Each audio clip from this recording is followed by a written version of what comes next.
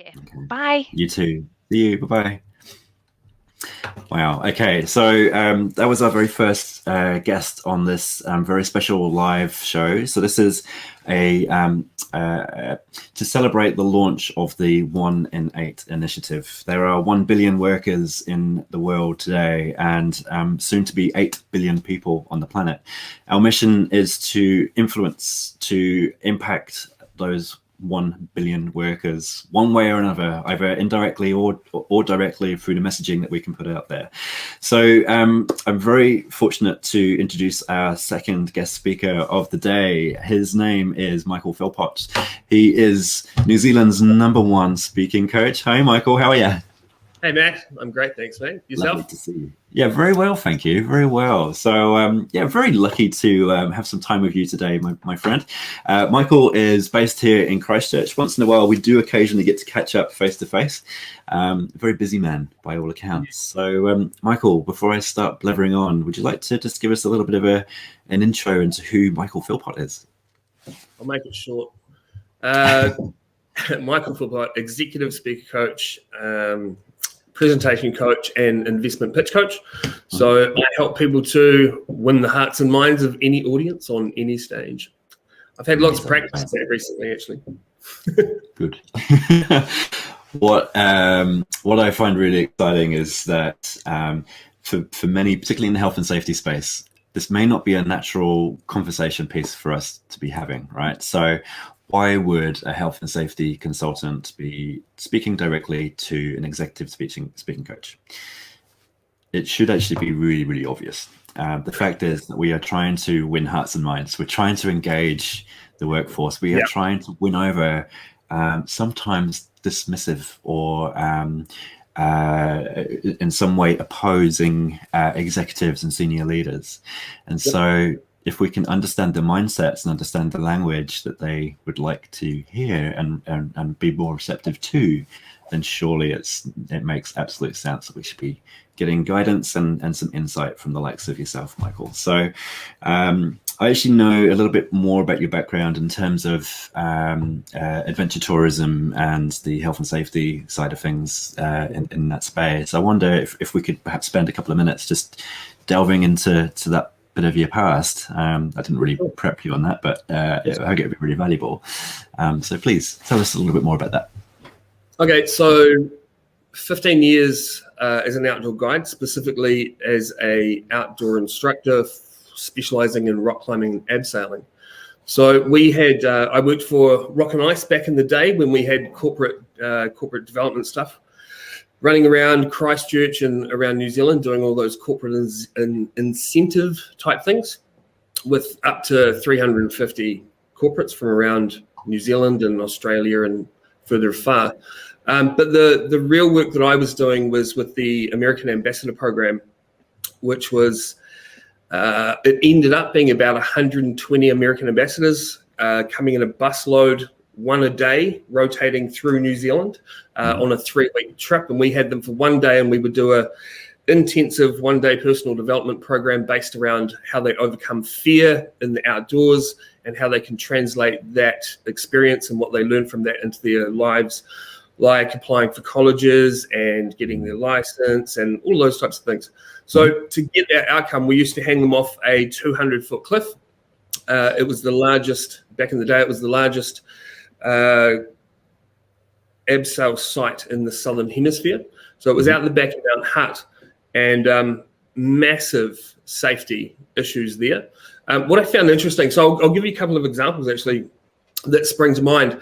So one of the things that really sticks in my mind is learning empathy for our clients. So we were all, I mean, I was a lot younger, a lot fitter back then, but we did our FEC training, pre-hospital emergency care, and we had to do helivac practice as well. And we got this guy who was a ski patroller from up in the North Island. He came down and ran it for us. And he said, the biggest issue you guys are going to have is that you just underestimate how fit you are and how unfit your client is.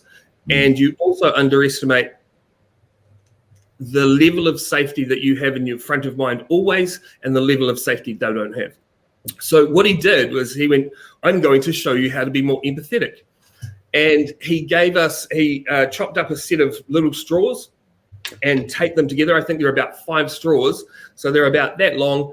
And he made us put it in our mouth and then walk up the mountain. And what it did is it restricted our breathing. And we were kind of like, walking along. We got to a certain point, and he said, when you get to a point where you feel exhausted, stop there and then walk back about 100 meters and put a peg in the ground, because that's where you need to do your first rest stop for your client. And we were like, damn, that was really, it was really well done for teaching us how to be more empathetic towards our clients. And then we went through and did a full safety briefing over what is the most craziest thing you think could happen in a safety situation. Think about that, and then think 10 times past what the worst thing is could happen, because that's what you're going to have. And to make a point of that, there are 2 examples that spring to mind. We were walking up the mountain, and I was walking with a young woman, and she must have been about 18 years old, and she was puffing a lot more than what I would have expected from someone. And I just said to her, are you asthmatic by chance? And she was like, yeah. I'm like, where's your Ventolin inhaler? And she was like, my mum didn't pack it for me. Yikes. So we're, they're from Australia, we're from America, we're in New Zealand, and my mum didn't pack my Ventolin inhaler at 18 years old. So it kind of like, wow, that's interesting. The other one that really surprised me was I've never seen someone, because we had snow, right? We would have snow on the mountains and stuff as well. And the shoes were running shoes with no grip on the bottom. And for the first time in my life, I saw someone fall over and not put their hands down to brace for impact. They fell without putting their hands down. I've never seen that before. So as far as health and safety goes, we had to really rethink how we did our messaging. And a lot of the rethinking came about around the language barrier between the 2 countries, right? So we used to have this funny thing, like stupid little things. Like we would say, okay, we're going to do some written stuff, so everyone find a pen. And they'd be like, who's Ben? Why do we need to find Ben? And it's like, yeah. And we had Dr. Rich Allen come in, and he talked to us about how to simplify these things. And he's like, what do you want them to do? He's like, well, we want them to be able to write on a bit of paper. And he's like, everyone find something to write with. Oh, man, what? Seriously?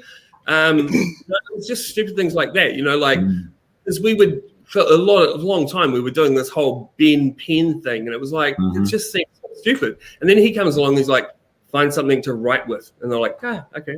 So simple. Language, being really cautious of our language. And then, of course, we started to get into towards versus away from language patterns. Huge, tell people what you want them to do, not what you don't want them to do.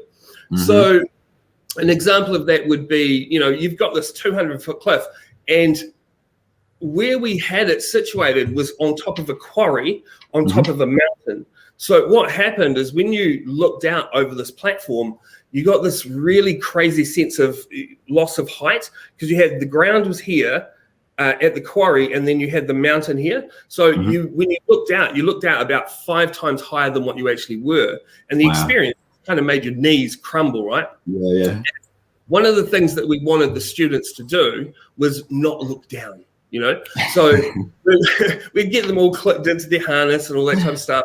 And we'd walk them up to the edge, and it'd be like, don't look down. And they go, what? As soon as you say don't look down, they're like, what? And they look down. And it was like, okay, how do we fix this? And it's like, well, what do you want them to do? Well, if they're not looking down, what are they doing instead?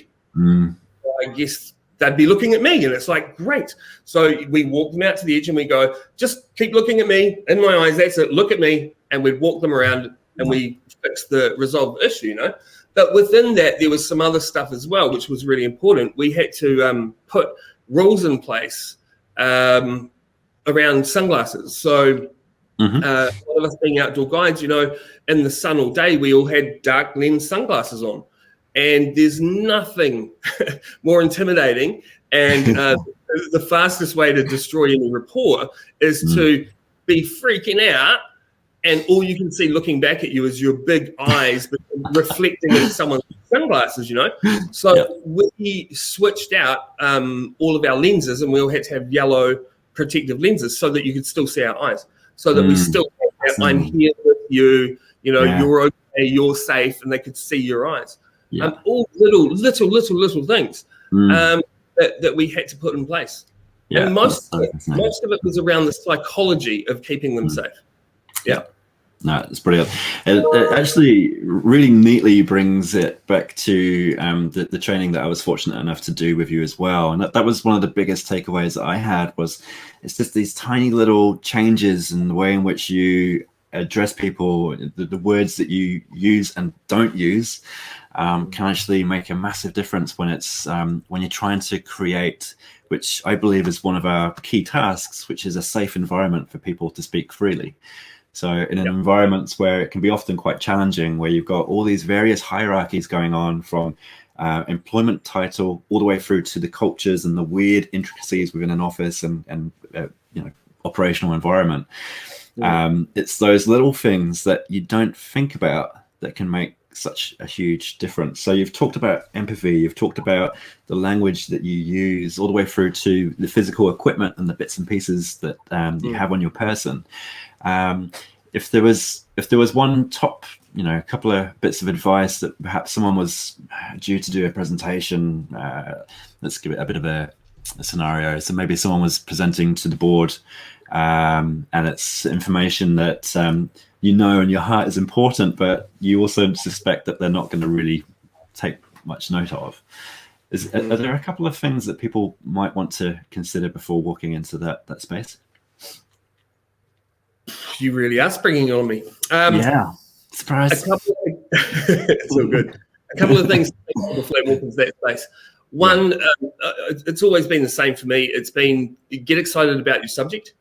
You know, so we can't fake enthusiasm. Well, we can to a degree if you specialize in it, but it makes it a lot harder to fake enthusiasm, right? So find something to be enthusiastic about within what you're speaking about for a start.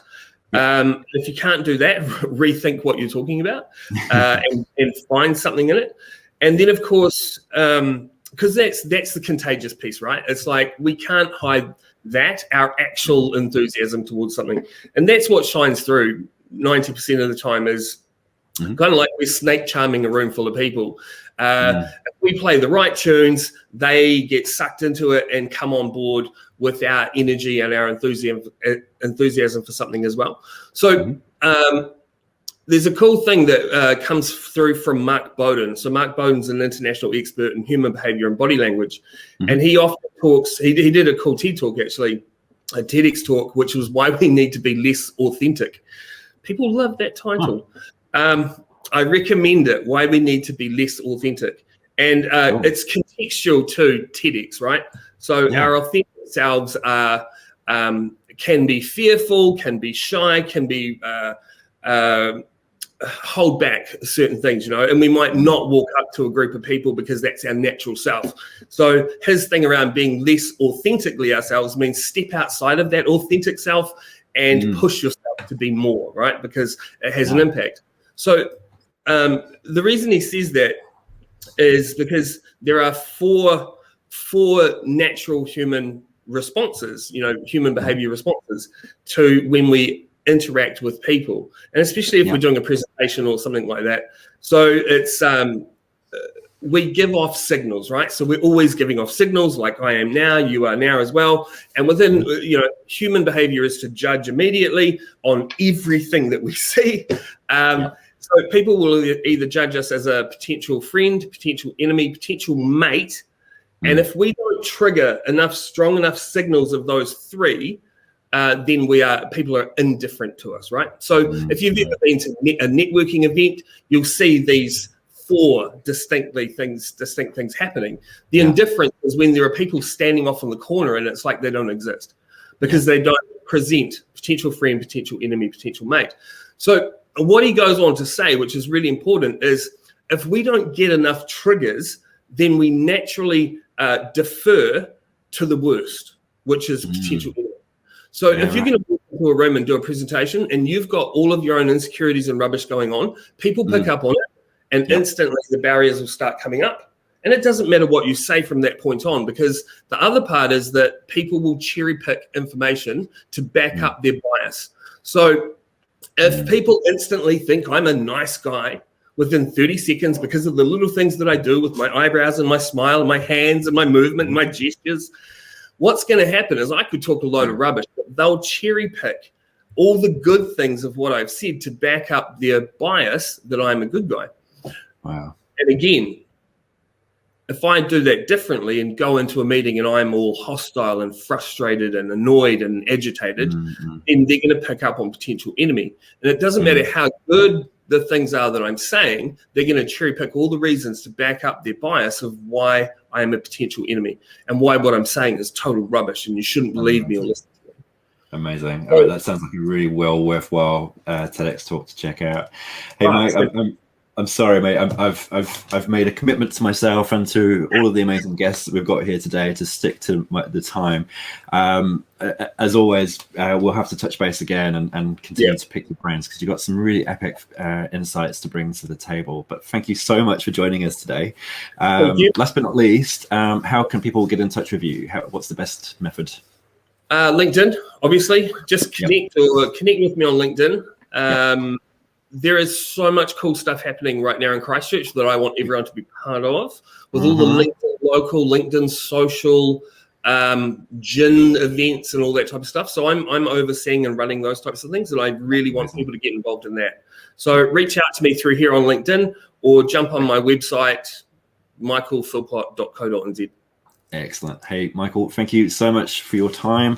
New Zealand's #1 chief executive coach and super all-star. So thanks, buddy. Have a wonderful day. And no doubt we'll see you over a gin sometime soon.